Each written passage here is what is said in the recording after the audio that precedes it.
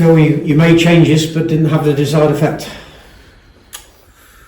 I don't think it was the changes that didn't have the desired effect. I think the overall understanding of the team, what was required today to win a game of football.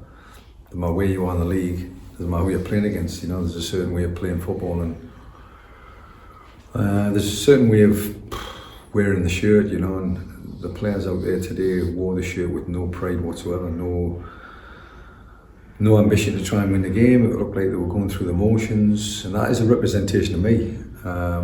So it's not a case of the changes that did that. I think the players that have been playing for me all season, I've never seen anything like that. There's been players that have probably played 25, 30 games for us this season, and today was unrecognisable.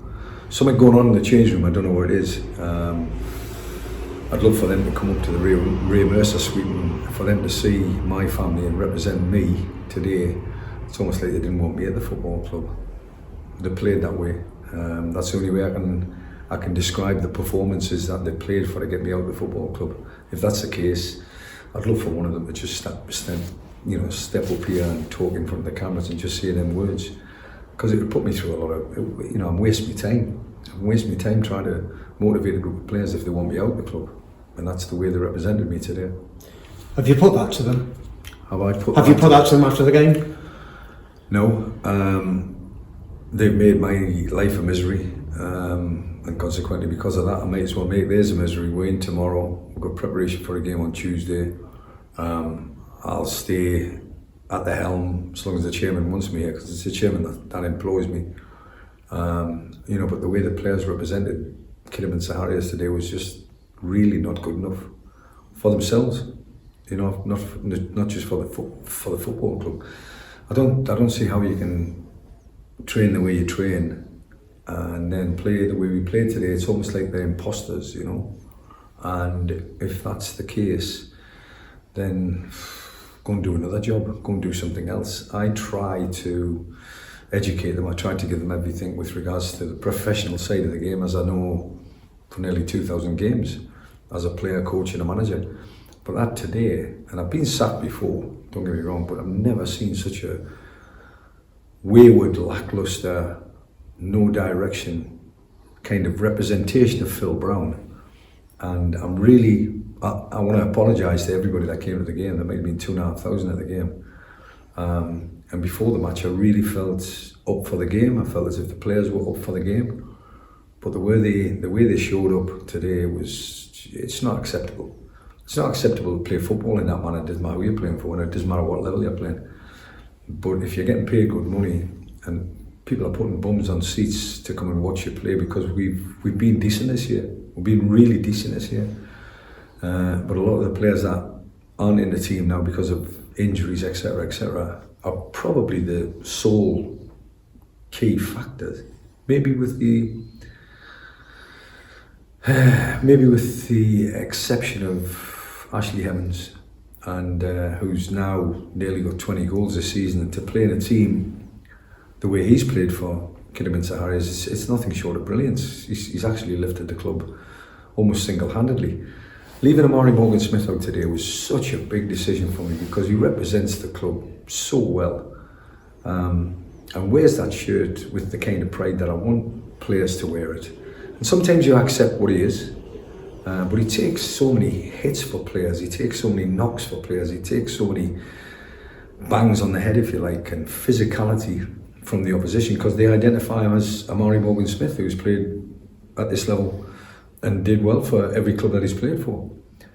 But with the exception of them two, I suppose, to a certain extent, there was no pride in the performance whatsoever today. And it could be a scathing comment with regards to you saying have a level that at them. I'm not doing this publicly.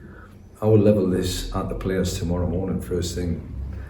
I've had many a time on a Sunday where I've had to speak harshly to players.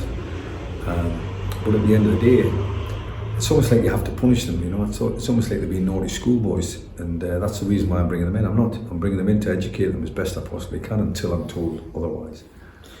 Did anyone stand up at half-time or after the game any player and say anything there in front of everybody. I'm not expecting you to name them, but anyone take any kind of responsibility as a team or for the team or point fingers? It's easy at this moment in time to point fingers. It's easy at this moment in time. When you give yourself 24 hours to think about it, and then all of a sudden the finger starts pointing back at yourself. That's the most important time, because we've got an important game on Tuesday.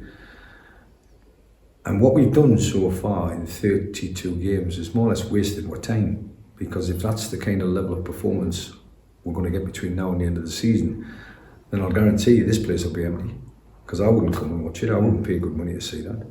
And I'll guarantee you, fingers crossed, hopefully 54 points is enough to survive in this league. Because talking about championships, talking about titles, talking about playoffs, we've got no chance with performances like that, none whatsoever.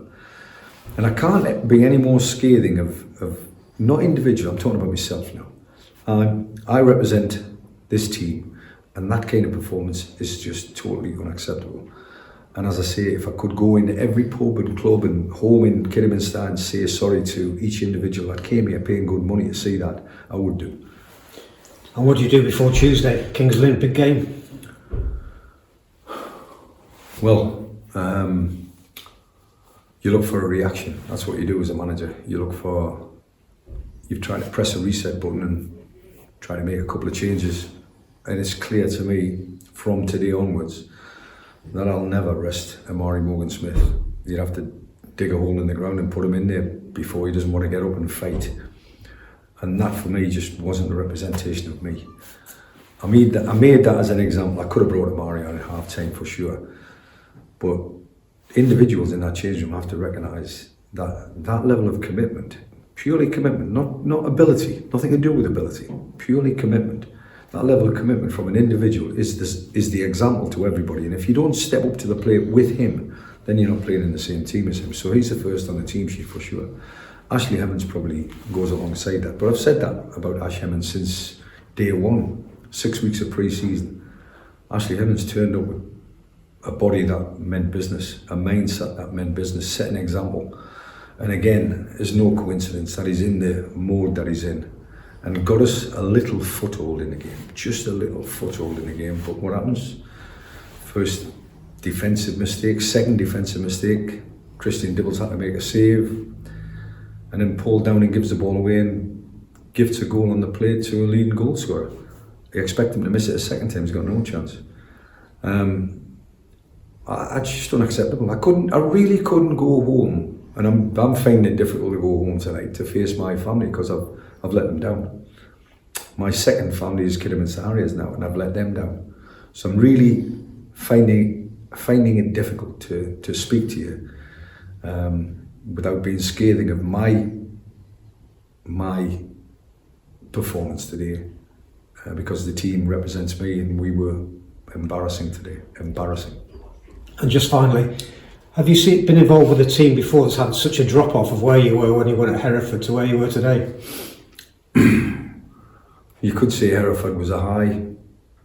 I would have said probably the last high I've had with regards to performance, I would have said probably Warrington, which was 2-0 at home, and it could have been a lot more.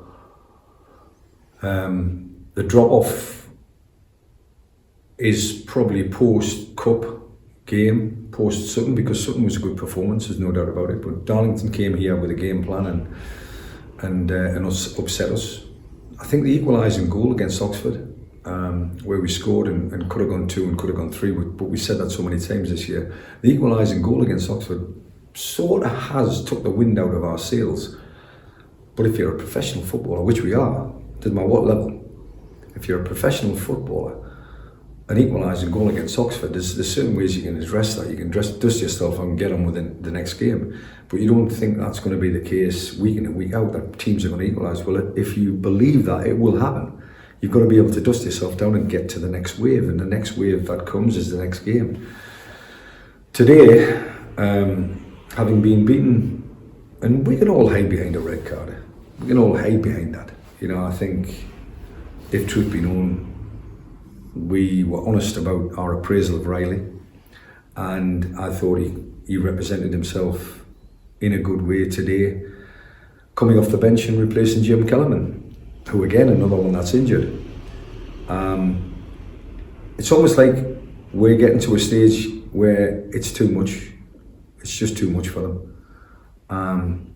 But the one thing that Kidderminster Harriers fans can rely on is myself. It'll not be too much for me until somebody says you're no longer Kidderminster Harriers manager. I'm going to go after the players. I'm going to go after Kings Lynn on Tuesday night. I'm going to come out fighting, because I can't allow myself, my family, everybody that belongs in my world to be represented the way this team represented me today.